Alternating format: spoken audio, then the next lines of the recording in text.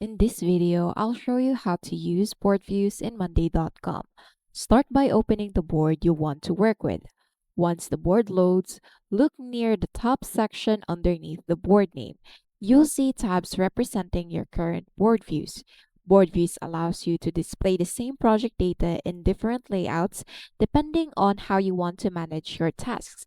For example, you can use table views, calendar views, Kanban views, timeline views, chart views, or Gantt views. Click on any tab to switch to that view instantly. For example, the calendar view displays tasks based on dates, while Kanban view organizes tasks into workflow stages.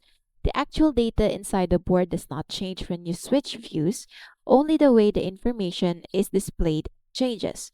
If you want to add a new view, click the plus add view button near the views tab.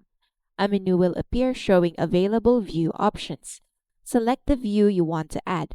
Different views are useful for different workflows. For example, project managers may prefer Gantt views, while content teams may prefer calendar views.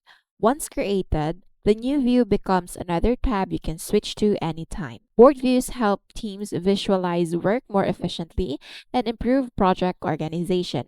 And that's how to use board views in Monday.com.